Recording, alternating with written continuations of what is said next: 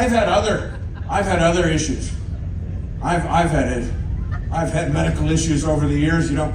Like I was up in Grande Prairie, Alberta. I don't mean to brag. My career's on fire. I was up in Grande Prairie.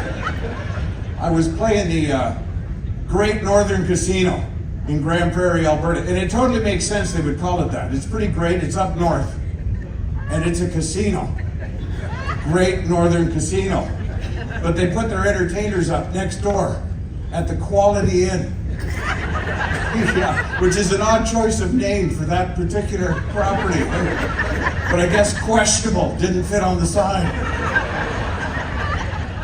I had done the show at the Great Northern Casino, and I'll admit I'd had a couple of drinks, and I was making my way back from the Great Northern Casino parking lot to the Quality Inn parking lot in the middle of winter, and they had not salted or sanded. Yeah, and I slipped and broke all my ribs on one side. Yeah, just snap, snap, snap. And then I did more damage to my body, crawling hand over fist from the Quality Inn parking lot back to the Great Northern Casino parking lot, assuming, of course, they would have better liability insurance. I'm not an idiot, you know. And it turns out they have better security cameras, so a little embarrassing for everybody involved. I had a heart attack.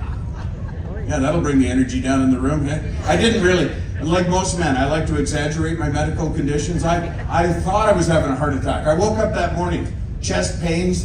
Felt like somebody was sitting on my chest. I'm like, oh my God. I woke my wife up. I'm having a heart attack.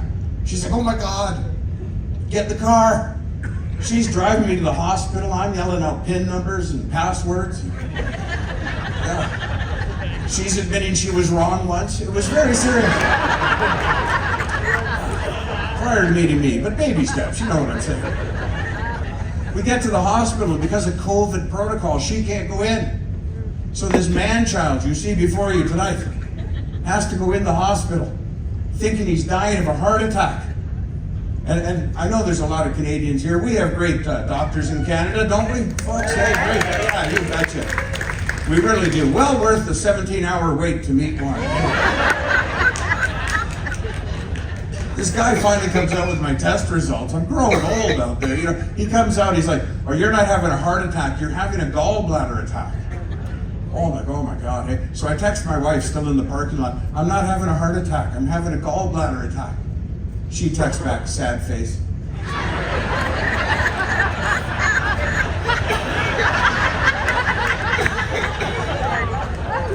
Probably just hit the wrong emoji on that one. And here's the thing, folks, I've been pretty healthy my whole life. I had no idea what to expect in a hospital. And I don't know how it works where you're from, but I'll tell you how it works in Canada.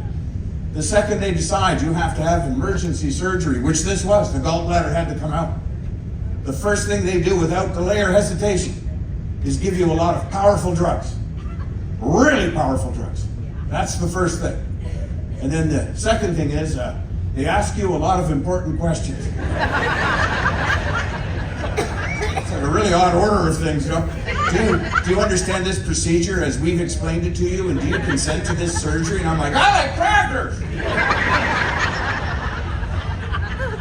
The next thing I remember is being in bed with a nurse. Not being in bed with a nurse. Made myself laugh there. Being in bed next to a nurse. That sounds like the same thing. I was in bed. The nurse was next to the bed, waking me up. She was poking me. Waking me up with these words. Did you pass wind? I'm like, what? She goes, did you pass wind? And I'm like every other guy, no, it's the dog! I saw her later on when I was a little more coherent. I'm like, hey, did you ask me earlier if I passed wind? She was like, oh yeah. She goes, don't take it personally. It's a protocol. This is what she said. It's a protocol at the hospital that we will not feed a patient until they've successfully passed wind. She chose to use the word successfully. How do you unsuccessfully pass wind? I mean, we've all been to Mexico. I get it. But here's the thing, folks. I don't want to stand up here bragging, but because we're just still getting to know each other, but I can pass wind. Oh my God. I I can. I'm a machine. I stopped a hockey game one time. Yeah, players thought they heard a whistle. But, oh, it's tight, I'll tell you that. But here's the thing. It's actually the reason why I'm not allowed on Holland America ships anymore. Yeah, I'm not proud of this, but I'd overindulged at the buffet. I was up on the sun deck, thought no one was around. Yeah, and let 7 short blasts go, followed by a long. Passengers were abandoning ship, for God's sake. Good to see you all watch the safety video. Anyway. But here's the thing, I can't do it on demand. So I had to wait for somebody else in the room to pass away. And as soon as I was aware of it, I stole credit for their creation. I'm like, yep, that was me. Yeah. And here's the thing, what would you think would be the first meal paid to a hero like myself? Somebody who had faced death, as I did, and returned to life to look after their family and loved ones. You'd think it'd be pretty good, like roast beef or lobster, or a salmon option. Yeah, I heard someone say it. It's 5 cubes of Jell-O. That's the first meal at a Canadian hospital after surgery. 5 cubes of Jell-O. It used to be 7 when we had a better government. Now it's 5. And the thing is, I can't eat Jell-O. I've never been able to. It makes me ill. But if I don't empty the Jell-O bowl, I'm not getting any real food. So I tried to flush it down the toilet. Yeah, I don't know if you've ever tried to flush Jell-O down the toilet, but it does not want to go. I'll tell you right now. No, it's just circling and circling. I'm like, oh, Jesus.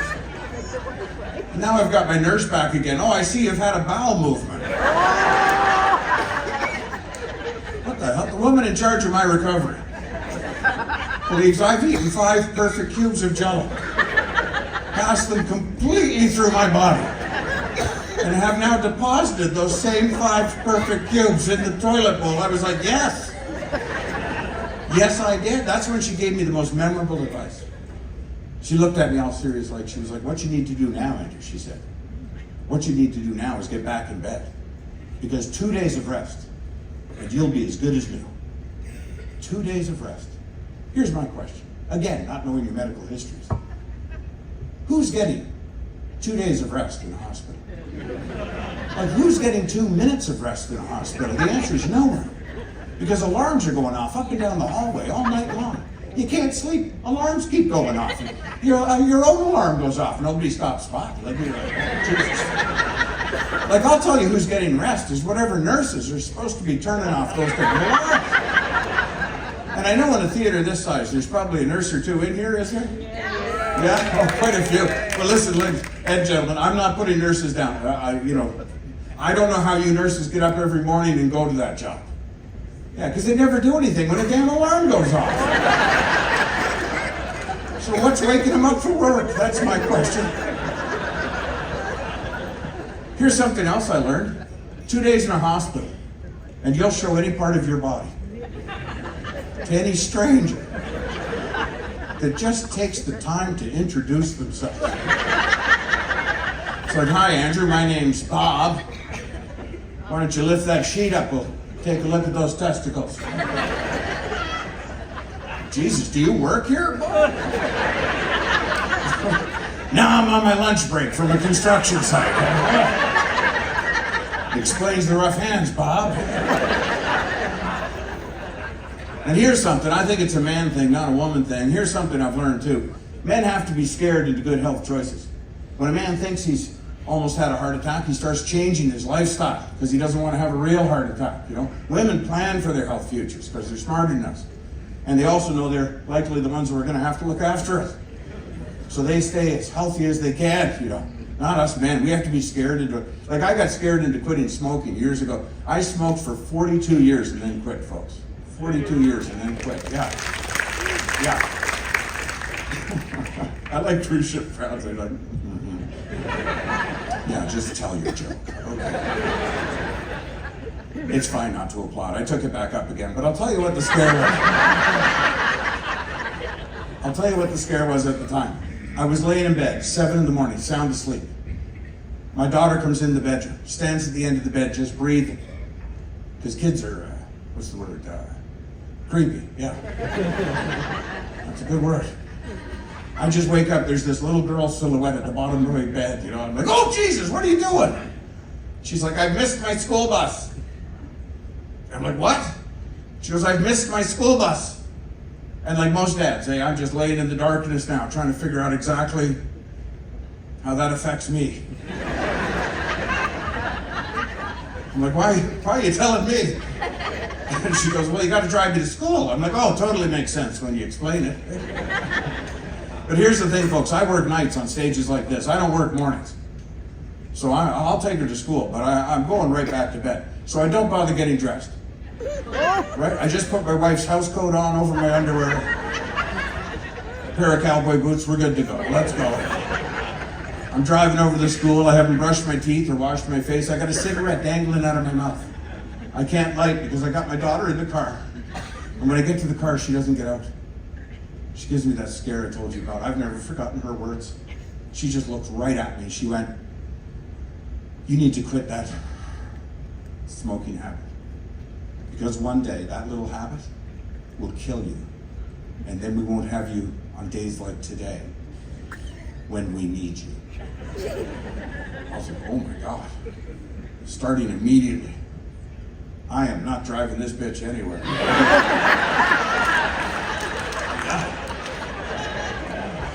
Who needs that kind of downer first thing in the morning?